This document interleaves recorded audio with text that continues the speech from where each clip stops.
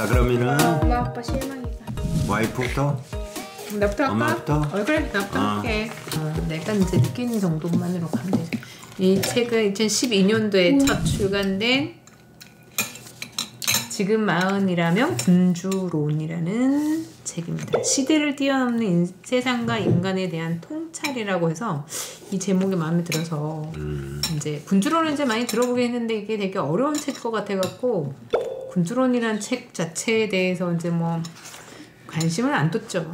근데 어떤 나도 이제 하나의 조그마한 사업을 채로 하다 보니 나름 사람을 쓰고 또 다루고 내가 거기 리더로서 그런 소소한 갈등 때문에 많이 조금 심적으로 조금 힘들었던 적이 있었어. 그때 이제 이 책을 내가 좀 읽어보고 싶어서 샀는데 이 책은 이제 이 군주론이라는 고전이 500년 전의 고전인데 이 고전은 마키아벨리라는 사람이 쓴 책인데 이론인데 군주론은 이 책을 김경준 작가가 자기 자신의 이제 어떤 그런 어떤 적용 사례나 이런 걸 분석해서 현대적으로 재해석하고 좀 쉽게 읽힐 수 있게끔 쓴 책이라고 볼 수 있겠어요. 이 군주론은. 자, 좀 보도록. 시대적 배경이 어떻게 되나요? 이 마키아벨리라는 사람이 아이고 어떤 마키아벨리라는 사람에 대한 어떤 뭐 얘기를 한 게 아니라 이 군주론의 자체에 대한 몇 장의 어떤 내용을 그러니까 그 어록식으로 이 책이 어떤 식으로 진행이 되냐면 마키아벨리라는 사람을 분석하진 않았어요. 근데 마키아벨리가 한 이 군주론에 대해서만 얘기를 하는 건데 뭐 르네상스 시대 사람이잖아 이 사람은. 근데 이제 지금에서 이게 500년이 지났음에도 불구하고 왜 지금 이 고전이 현대에서도 읽히냐 그거에 대한 분석을 한 거고 그거를 그럴 수밖에 없는 것을 여기다가 이제 책에다가 넣었는데 난 되게 많이 솔직히 나는 좀 많이 공감되는 부분이 많았어. 왜냐면 나는 약간 마키아벨리 이론적인 것을 감으로 이래야 된다라는 생각을 되게 많이 했던 사람이에요. 사실 조그만한 이제 그 전에 20대 때 내가 그 커피숍을 하면서 뭐 수많은 알바생들이 지나치고 나를 곁에 사실 그때 그렇게 내가 그 막연하게 느꼈던 그런 경험들 그러니까 꿈과 이상만 있었지 않았거든. 되게 현실적인 사람이고 나는 되게 이 사람이 현실적인 얘기를 되게 강조하거든. 이상과 현실이 가장 조화가 되면 좋지만 그리고 이상과 현실 중에 무엇이 더 우선이라고 치냐 그러면 현실을 먼저라고 얘기하는 사람이거든. 이 사람이. 그래서 이제 이 책 요약은 그거예요. 군주론은 이제 이렇게 뭐 여러 사람이 읽힌 책인데 현대적 관점에서 이제 이 김경준 작가가 재해석한 것을 이제 지금 현대의 리더들이 쉽게 이해할 수 있게끔 적용할 수 있게끔 뭐 어떤 해법을 찾았다고 해야 되나? 그리고 또 꼭 리더가 아니어도 개인 사이 인간관계에 대해서도 조금 로드를 좀 제시해주는 뭔가 깨우침을 통찰력을 준다고 해야 되나요? 그런 것들도 이제 제가 좀 많이 읽을 수 있었어 이 부분에서. 그리고 또 원래 이제 이 책이 이분 말로도 이제 30대 본인도 30대에 자기가 사실은 군주론을 접했지만 40대 때는 이해 못했던 내용이었고 귀에 또 안 들어왔고 근데 인생을 살고 사회에 나와가지고 막 이렇게 시달리다 보니까 인간관계에 막 복잡한 그 관계에 시달리다 보니까 여기 이제 그렇게 그런 말이 나와. 책 첫 마디에 40대에 비로소 마키아벨리를 다시 읽고선 공감이 되더라라는 말을 여기 책에다가 이제 본인의 이제 그 경험을 적어놨어. 사회 나와 보면 그 정말 이런 이해관계가 얽힌 사람들끼리의 어떤 그런 먹고 먹기는 양육방식이지. 그 현실 그다음에 또 정치인들이 그 표면적으로 얘기하는 그런 가치관, 이상주의적인 것들이 그 뒤에 무엇이 숨어 있는지를 꿰뚫을 수 있다라는 거야. 그거를 알게 되는 계기가 알면은 당하지 않는다는 건가? 원래 우리가 이제 학교에서 배우기는 마키아벨리즘이라고 되게 좀 위선적이고 독선적이고 약간 그런 등에 칼을 꼽는 그런 느낌이잖아. 그 마키아벨리의 군주론이라는 게 마키아벨리즘으로 더 유명하지, 그렇지? 그래. 그러니까 내가 이 군주론이라는 책 자체를 읽은 게 아니라서 이 고전을 그래서 읽어봐야 되는 게 근데 그거를 얘기를 했어. 고전을 읽지 않고 이렇게 해석된 책을 읽으면 그 고전에서 정말 얘기하려고 하는 것들이 이 사람이 쓴 방향대로만 읽히게 되기 때문에 그게 사실은 이렇게 추천할 만하지 못하다고들 해. 그러니까 조금 더 이제 그런 작가들이 근데 나는 뭐 군주론이든 무슨 고전이라는 걸 별로 안 접해본 사람으로서 뭐 어려운 책보다는 오히려 이렇게 재밌는 책이 더 나은 것 같아. 그러니까 세상은 어떻게 돌아가는가 이 사람이 봤을 때 훌륭하지 않아도 훌륭해 보이는 것이 되게 중요하다는 거야. 이 부분에서 리더라면은 이제 군주가 가져야 될 품행과 자세 근데 중에서 그치. 근데 그게 훌륭해서가 아니라 훌륭하게 보여야 돼. 군중들한테는 군주는 훌륭해 보여야 된다는 거야. 그 이미지가 되게 중요하다는 거지. 그래서 내가 생각을 해봤어. 과연 그런가? 난 그렇다고 봐. 내가 지금에서 느껴.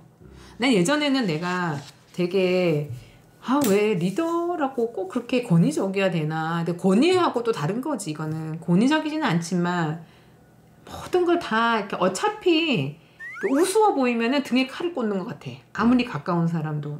내가 그런 걸 되게 많이 느꼈거든. 인간 심리가 에이 말고 보니까 별거 없더라고. 뭐 대단한 줄 알았는데 그런 사람에 대한 그런 걸 생각하게 된다는 거지. 은근슬쩍 사람이라는 게 그 사람한테 존경심이라든가 어떤 신비스러움이라든가 이 리더는 좀 그런 걸 갖고 있어요. 그 거리감을 좀 조금 어느 정도는 좀 둘 필요가 있어. 그냥 모든 사람들한테는 자기 속내를 딱 펼치는 한두 사람 정도 외에는 보통 대중들한테는 시크릿한 모습 외에 어떤 그 모습을 보여주는 것도 되게 중요하다는 거지. 그래서 군주론 18장에 그런 말이 있어. 당신의 힘이란 실제로 가진 것이 아니라, 그러니까 군주론에서 그 마키아벨리가 쓴 말인가 봐. 다른 사람들이 당신이 가졌을 것이라고 생각하는 만큼이다라는 거. 이건 대단한 건 없다. 오히려. 그러니까 그 대단함이라는 거는 남들이 생각하는 대단함인 거지. 사실을 알고 보면은 사람은 다 거기서 여기서도 되게 현실적인 얘기를 하는 거야. 정치인 유명한 대학 교수 같고 학식이 높은 사람과 막상 그릇들이 되게 대단해 보이지만 같이 가까이 가서 보면은 방구 끼고 밥 먹고 이빨 후비고 그다음에 그러니까 어떤 그러니까 인간적인 면도 그런 면이 그런 것도 있겠지만 또 생각하는 것도 자기 분야에서는 훌륭하지만 또 어떤 분야에서는 또 못하는 사람들도 많잖아. 때문에 그거가 그런 환상이 좀 깨져버리게 되면은 살짝 그거에 대한 존경심이라는 거는 조금은 좀 희석된다는 얘기를 하는 것 같아. 그래서 이거 되게 군주론 입장, 이거는 리더가 가져야 할 그거를 얘기를 하고 있기 때문에 이것도 되게 중요하다고 생각해. 그러니까 나는 이거를 예전에는 몰랐어. 그냥 되게 친하고 스스럼 없이 대하고 이러면 좋아할 줄 알았는데 아니더라고. 아니야. 나는 느꼈어. 그래서 어느 정도는 신비스러워야 되고 저 사람이 내가 대단하지 않아도 내가 갖고 있는 게 굉장히 많은 것 같아. 그 사람 뭐가 뭔지 모르겠는 사람한테 뭐 있는 것 같아. 뭐 이런 생각을 하면 그 사람은 따라가요 이러는데 가진 게 이거밖에 없고 내가 뭘 할 줄 알겠어. 나도 두려워. 뭐 이러면 그 리더를 따른 그 사람들이 무너진다는 거야. 아사된다는 거지. 요즘 특히 그렇잖아. 그때 우리 한번 얘기했지 이거나. 어떤 거? 나는 뭐 이것도 못해요 저것도 못해요 하면 사람들이 그런 줄 안다고. 맞아. 그건 겸손이 아니라고. 겸손이 아니고 이제는 내가 잘하면은 맞아 나 좀 잘해 이렇게 인정을 해야 돼. 요즘에는 막 아니야 나 못해 하면은 못하는구나 이러고 그냥 못하는 사람을 안다니까. 옛날에는 겸손하고라 이랬는데 요즘에는 인정도 해야 돼. 이게 되게 중요한 말 있잖아. 그런 말 중에 뭐냐면 겸손은 우리 같은 아마추어가 하는 게 아니라고. 겸손은 정말 그런 맹자 같은 사람이 하는 게 누구나 인정하는 정도의 실력 갖춘 사람이 하는 게 공손이고 우리는 겸손하는 건 어떻게 보면 되게 자만이라고 하는 거야. 겸손할 때가 아니라는 거지. 근데 그 말도 일리가 있는 것 같아. 사회를 살면서. 그런 것 같아. 당신 말대로 누구나 인정하는 사람이면 그래서요. 그 사람 참 원래는 막 권위적이 이런 줄 알았는데 나한테도 악수도 해주고 인사도 해주고 그 사람 진짜 겸손하고 사람이 그렇게 됐구나 나오지. 이렇게 나오겠지. 근데 별것도 아닌 사람이 그렇게 하면 뭐 그나저나 그렇게 그런 그런 거가 될 수도 있겠지. 그런 얘기들이 있는 것 같아요. 그래서 이제 그런 이 말이 되게 많이 맞다고 생각해서 방향을 잡는다 그러면 그래 나는 더 있어 보이고 뭔가 내 안은 불안하더라도 그들에게는 그런 모습 보이면 안 되겠구나라는 생각. 내가 리더가 되어 있다면 그런 생각이 들었어. 그리고 이제 153페이지 이제 군주론 9장에 대한 이제 해석에서 이런 리더는 원래의 신분이 미천함을 알게 되면은 대중이 분노하게 돼 있대. 되게 무서운 말이지. 이게 원래 리오나 그 마키아벨리가 활동하던 시대에는 난 이거 좀 이해가 가. 원래의 신분이 미천함을 알게 되면 대중은 분노한다는 게 보통 그 당시에는 오스트리아나 뭐 영국이나 이런 지금의 뚜렷한 이런 국경이나 힘보다는 조그마한 왕가들이 나라를 이루고 있었거든. 그러니까 언제든지 힘이 없으면은 무너지는 거야. 그러니까 보통 오스트리아 합스부르크 같은 데서 다른 예를 들면 헝가리의 무슨 왕가하고 결혼하고 스페인의 그 왕가에서 다른 결혼 동맹이지. 그래서 딸을 시집 보내고 아들을 사위 삼으면서 서로가 단단해지는 거야. 근데 예를 들면은 한 나라의 왕비나 왕이 알고 보니까 저 사람 천민 출신이잖아 이러면은 무시한다고 그 당시. 이번에 뭐 왕비가 새로 왔는데 그 사람은 어디에 혈통을 갖고 있고 어느 왕가의 공주고 뭐 이런이잖아. 그래서 아마 그런 경우가 많았을 거야. 사랑만 보고 결혼했다가는 나라가 망하는 이런 경우도 있었을 거야 아마. 근데 진짜 신뢰를 갖추는 게 중요하지 뭐. 그래. 남을 속이는 건 언젠간 뽀록나게 돼 있어. 뽀록나? 뽀록. 뽀록. 군주를 속인다거나 농락당하지 못하는 일이 없도록 감히 그렇게 생각 못하도록 강하게 해야 되고 되게 자기 자신을 보호해야 된다는 거 리더는. 그래서 미천하게 알게 되면은 그냥 대중 그냥 분노해 버리니까 그런 말을 하는 것 같아. 근데 리더 유형에서는 외향적 사람이 조금 적절하긴 하대. 근데 내성적인 그 사람들도 꽤 많고, 뭐 유형에서는 참하고 덕이 있는 사람이거나 또 악동 스타일 같은 경우 스티브 잡스. 그리고 소통 잘하는 리더는 리언이 같은 친구가 소통 잘하는. 그리고 또 리더 중에서는 고독한 철학자 유형도 있대. 그다음에 두려움을 주는 사람도 있고 두려움을 줘서 리더를 하는 사람도 있고 막 무섭게. 그거는 리더가 아니고 그냥 권력자지. 권력자. 근데 그것도 필요하다고 생각을 하는 그렇지. 그게 있어. 전장 같은 데서는 두려움이 대상이 그런 건. 그러나 경물과 미움, 그다음에 변덕이 심한 사람, 그냥 무기력하고 결단력이 없다고 보여지는 사람은 되게 경계해야 할 리더의 유형이라는 거지. 그렇겠지. 자기 목숨을 내놓을 수 없으니까. 사람들은 돈과 가치관이라는 두 개의 바퀴로 움직인다는 거. 이게 진짜 100년 전에 이게 한 거나 500년 전에 한 얘기나 현실이랑 똑같은 것 같아. 이게 인간의 통찰력을 참 어떻게 이렇게 이게 마키아벨리가 뭐 보니까 지금으로 말하면은 공무원 같은 사람이더라고. 그래서 세상에 앉아서 있고 이렇게 하고 공무원 유형인데 되게 통찰력이 있었는가 봐. 사람에 대한 통찰력. 근데 참 나는 늘 이거 내가 리더를 해보면 알아. 전 돈을 주는, 그러니까 리더는 어떤 리더냐면은 그러니까 봉사하는 리더도 있고, 그다음 봉사는 이거랑은 또 상관이 없어. 차 한잔 마실래? 근데 이익을 내야 하는 집단에서의 리더는 이게 반드시 이 말이 맞다고 하는 생각이 들어. 지금의 기업가를 생각하면 되겠지 뭐. 그치, 기업인이지 기업인. 결국에는 돈에 따라 움직인다 사람은. 그러니까 그런 얘기가 있어 군주론에 보면은. 모든 요소는 아니겠지. 사람들은 예를 들면 여기서 내가 배우고자 하는 거 그런 게 더 많다고 하면은 그걸 감사하면서도 그 또한 내가 배우고자 한다라는 건 결국엔 자신의 더 자신의 뭔가 더 올리기 위해서 뭐 당연히 이익을 위해서 하는 거잖아. 결국은 다 그게 그게 꼭 돈이라는 돈이 아니라 무형의 돈일 수도 있는 거니까. 그거는 나의 가치를 더 올리기 위해서 난 여기 더 있을 필요가 있어. 응? 그러니까 난 여기 있는 거야라고 생각하는 거지. 그러니까 그거라는 거야. 그러니까 기본적으로 군주는 대신들에게 충성심을 갖게 하기 위해 우대하고 생활을 풍족하게 해주고 은혜를 베풀어 명예와 간직을 함께 안겨주는 등 그들을 잘 보살펴야지만 군주로서 이렇게 존경받는다, 이렇게 오래간다, 따르는 사람들이 그런 뜻이지. 그다음 다음 장 넘어가면은 이제 이게 여기서 이게 재밌는 게 158페이지 160 그 돈의 가치에 관련된 사례가 지난번에 잠깐 얘기했는데.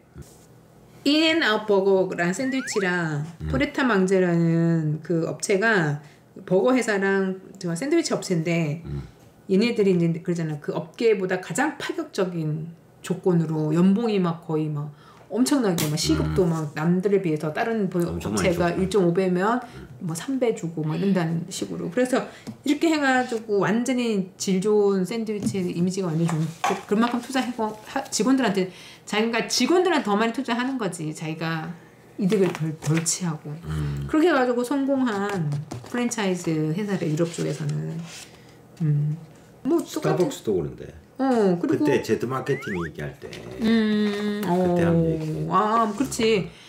그럴 거야. 아마 스타벅스도 그럴 거야. 글로벌 회사니까 또 그게 되니까 또 투자. 쟤네들은 직원들한테 신경 많이 쓰네. 좋은 회사네. 그렇지. 그런데 회사 직원들이 또 소문을 내주고 여기 들어가고 싶어 하고.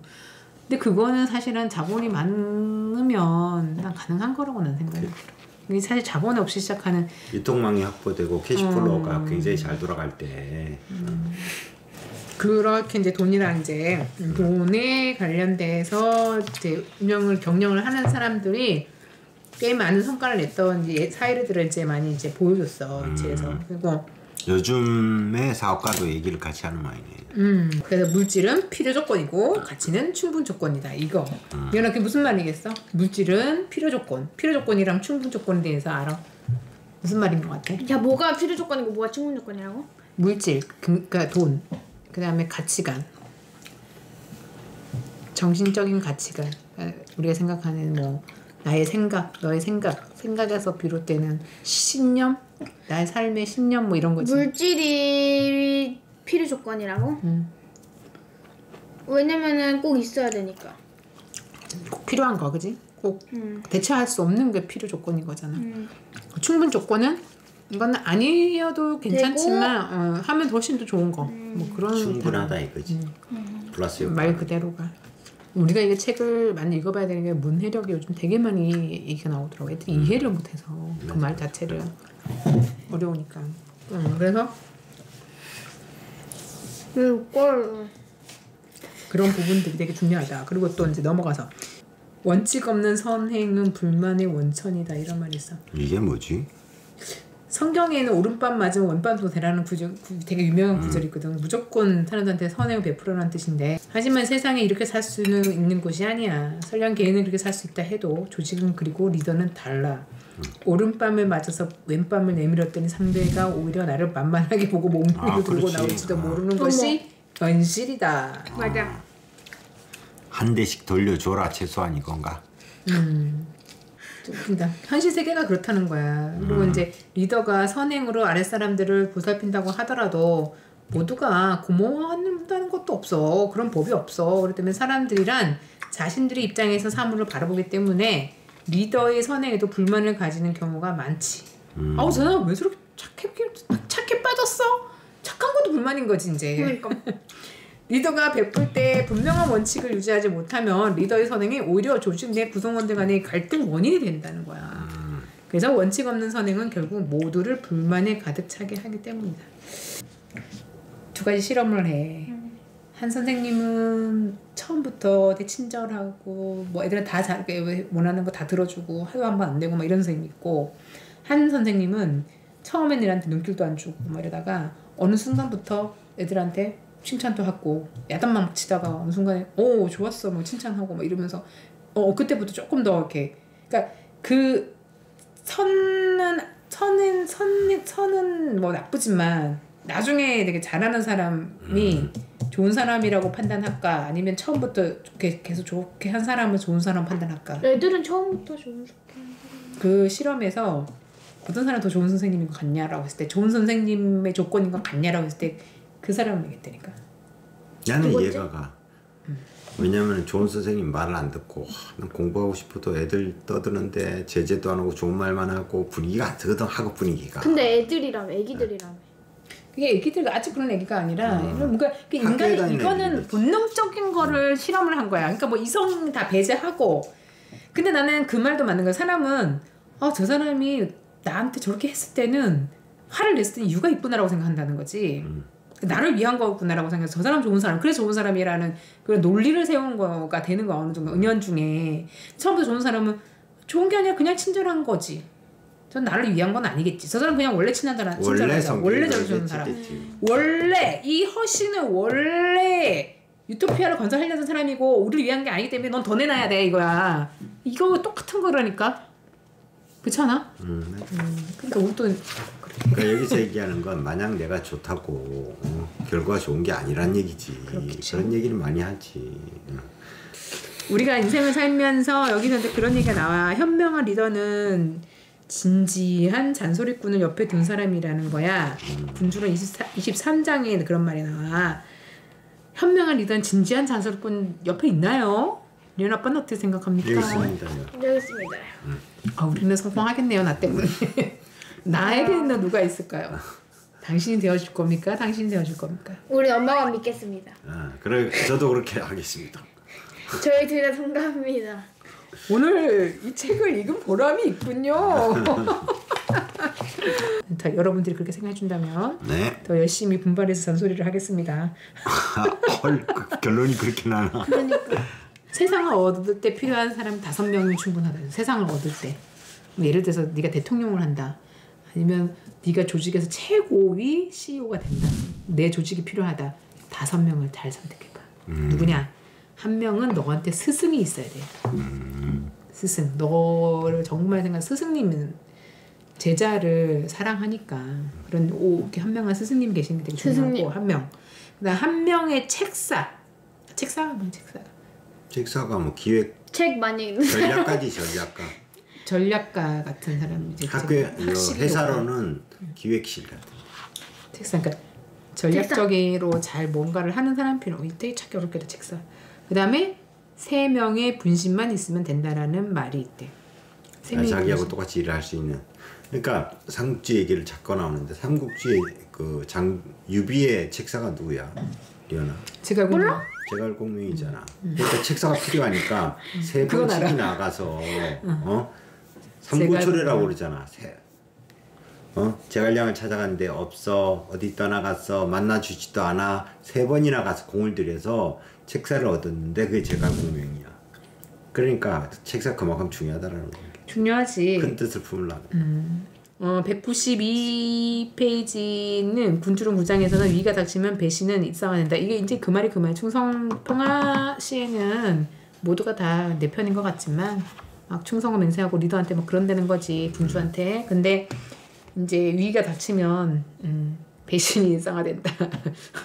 우리는 이미 겪어본 거라고 그렇지. 해야 되겠지. 바닥을 보면 배신자가 보면은 누군지 알게 되지. 거기에 되게 중요한 이제 그런 내가 참 어리석 그때마다 책을 보지. 드라마에서 그런 아주 좋은 얘기들을 거기서 그런 얘기 있어요. 별그대라는 드라마가 있었는데 거기서 바닥을 찍어보면 네 편인지 내 편인지 다 알게 돼. 그게 이런 말이 나와. 별그대에서 나오나? 전지현이 그 말 딱 하잖아. 전지현이 바닥 찍잖아. 천송이. 천송이가 유인나 맞아. 유인나한테 그거 하면서 그래서 딱 바닥을 찍어보니까 좋은 게 하나 있더라고. 그러면서 네 편인지 내 편인지 알게 돼. 이렇게 딱 이렇게 하는데 그 말이 정말 맞는 말이야. 맞는 말이야. 100% 공감. 그리고 이거 제일 중요한 얘기야. 운은 이미 존재해. 운이라는 건 존재해. 사람이 운명이라는 게 있다는 거야. 이게 옛날에 우리 대학원 때 교수가 그 소리 했거든. 그 사람은 내가 그랬잖아. 명상으로 해가지고 교수 된 사람이라고. 그 사람이 그런 얘기를 했었어. 그 교수가 운명을 바꿀 수 있냐고 저기 학생들한테 물어봤어. 애들 전부 다 운명은 뭐 이 사람 명리학하는 사람이가 바꾸기 어려울 것 같은데요. 그랬더니 아니라고. 나는 몇 배의 노력을 하면 바꿔진다고. 그런 얘기를 했어. 근데 여기 그 말이야. 운명의 반은 인간의 노력과 의지, 정과 운, 좀 이게 군주론에 25장에 등장해. 그래서 의지, 점, 운이 좋으면 잘 풀릴 수밖에 없대. 운칠기삼. 좋은 운을 받아들일 그릇이 되어야 한다. 이 말이지. 이거는 뭐냐 운칠기상 원래 뜻은 운이 치를 좌우하고 그 다음에 자기 기 능력이 3이다. 그러니까 자기 능력이 있어도 운이 찾아오지 않으면은 힘을 쓸 수가 없다라는 건데 그 말이야. 지금 운을 기다리지 말고 능력을 키워라 이거야. 그러니까 운이 와도 말, 네가 못 근데 받아들일 이때 되게 거야. 중요한 말이 여기 한 마디 내가 더 못해 뭔 줄 알아? 운이 그러니까 열심히 노력하는 사람한테만 운이 온다는 거야 결국은. 운만 기다리고 있는 사람한테는 아무것도 안 온다는 거지. 운이 와도 수용을 못해. 그러니까 그 말인 거야. 네. 그리고 이제 이 책에서 매우 좋은 책이라고 생각이 들고 뭐 진짜 한 줄 한 줄 필기를 해가면서 읽었던 책입니다. 그리고 다른 점은 뭐 없어. 제가 이 책이 간점 나는 너무 나는 군주론이 참 잘 맞다고 생각하고 나는 경영자들한테 리더들한테는 이 책을 한번 권해주고 싶은 정도의 책이고 그 다음에 느낀 점은 뭐 서평이라고 해야 되겠죠. 이게 뭐 사례가 알고 보니까 한 130여 개 정도의 사례를 풀어냈대요 이분이. 이 사람은 그래서 21세기 리더들한테도 통찰을 주기에 충분한 교훈적인 메시지의 로드를 제시해주고 있다는 느낌을 받았습니다. 그리고 되게 어려운 난해할 수 있는 고전서를 쉽게 현실적 관점에서 뭐 리더뿐만 아니라 인간관계에도 적용할 수 있도록 해줘서 나중 리언이가 조금만 하긴 고전을 읽긴 해야 돼. 너도 이제 고등학교 되기 전까지는 중학교 때 그냥 읽지 않으려나? 자 수고했습니다.